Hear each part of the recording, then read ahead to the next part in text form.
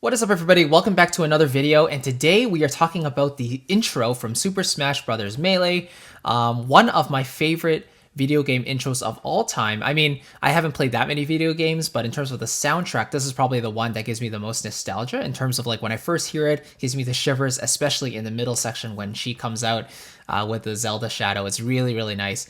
But basically, this is probably the first video game that I played where there were actually elements of live orchestra in it, and it just gives it this really cinematic and big bombastic feeling. And the intro does this perfect job of just, you know, putting you in that mindset. The way it opens up with the visuals, it gives you a very TV movie type of quality, which I really love. So let's talk about the musical aspects behind this intro, the music. It's very short, it's 1 minute 30 seconds, and then maybe we can discuss some of the, you know, the chord choices and stuff that are being used there. So let's get right into it.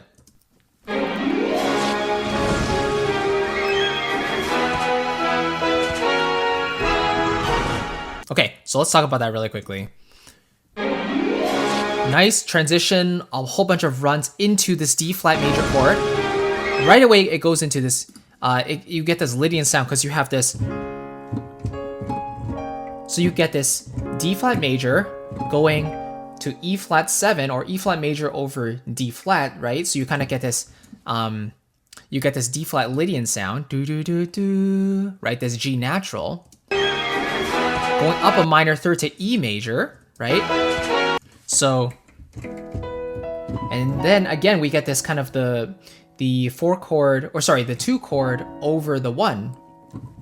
So, D flat, and then with the 2 chord, or the E flat major, basically it's secondary dominant here, but it's the E flat over D flat, so we get this kind of inverted chord, goes up a minor third to E major,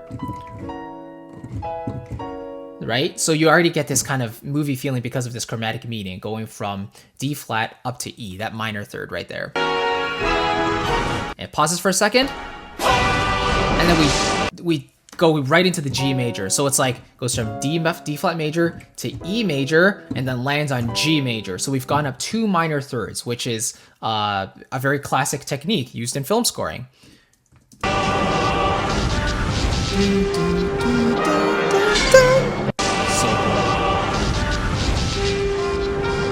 You hear the brass being layered in there, you hear the trombones, you hear the French horns, the trumpets coming in, so it goes...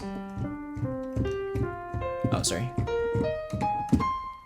So it goes up a fifth, goes down a step, up a fifth again, down a second, then it goes up in fourths, this chordal motion, and then lands on C, right? And then in the meantime, you get this entire... It's basically a C natural minor. It's going from G minor to C minor. So you get this 5 to 1 motion that's so satisfying as soon as the title theme or the title comes in. Now we get this nice ostinato pattern. A little C minor thing here. A flat, the 6th chord. Now the combination of these string ostinatos in the bottom with this French horn in the middle, this melody. Going up a fifth and descending down a step each time is very heroic. Really matches what's going on in the screen here, right? Because Link is known as a heroic character in the Legend of Zelda series. So the theme goes...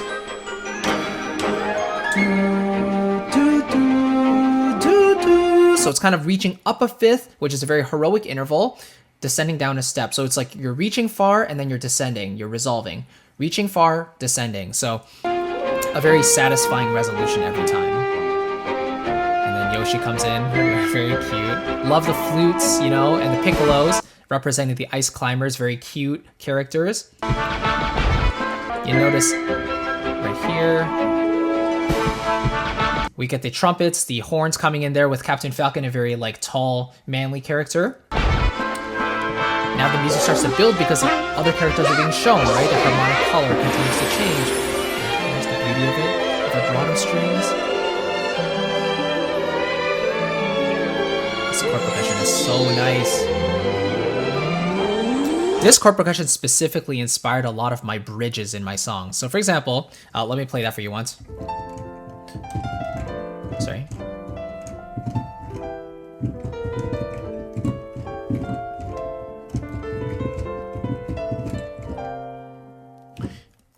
Okay, so let's take a look at what's happening here. So in the key of C major, we go from the 4 chord. And again, we get this, secondary dominance. So it's the 5 chord over F, going to the 3 chord, going to the 6 chord, basically the secondary dominant of the 2 chord, and then going to the 5 chord, going to back to the 1 chord, except instead of the 1 chord, we get kind of this sus4 chord. So it's basically 4, 5, 3, 6, 2, 5, 1. You're basically descending down to circle of fifths, which gives us a very satisfying journey around the different keys in the musical system, right? So going around the circle of fifths is just a very classic device that dates back to the classical era. G7, E minor, secondary dominant, down to D minor, 2 chord, to the 5, and instead of landing on 1, we actually get the 5 of the F major chord. That's really nice.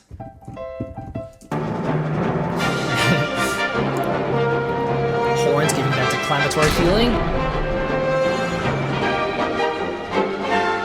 Love the reverb, the concert hall sound. Trumpets, horns build up, and the piccolo, of course, to top that off. Fifth, fourth, dun, dun, dun, dun. And then, so again, we get the same thing we heard at the beginning. Right? So after we get to the B flat, we go up a fourth and up a fourth. Kind of what we heard here in the very intro. This right here.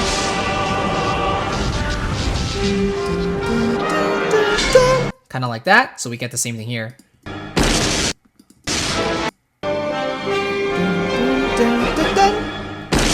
Explosion. And more fourths here. E, A, D, G, C, F.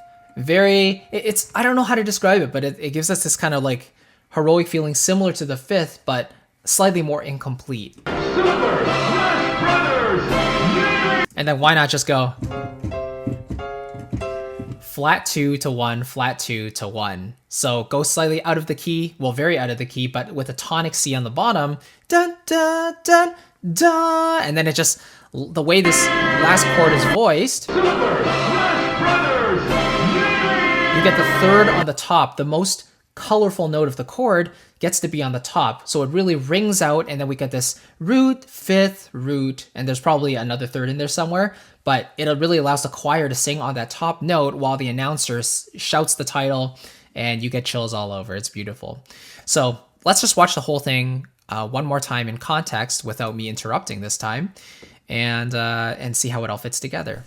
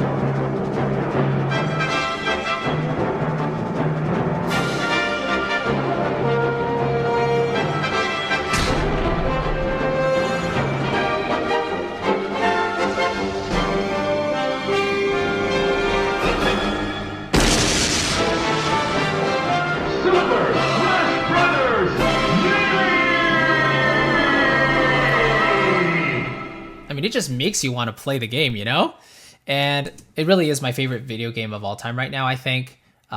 This game has been out since 2001, so it's really 20 years old. It's a great looking game. It feels really nice if you're into Smash at all. Yeah. Anyway, in terms of music, I think this is probably up there the most. Probably the most nostalgic intro out of them all, I feel like. I mean, Smash Bros. 64 is definitely a great starting point, but nothing really compares to the cinematic feel of this one. So, anyway, I hope you enjoyed it. Let me know if you've heard this intro before. If not, do you enjoy it? What do you like about it? Maybe what don't you like about it? I'm definitely interested to hear.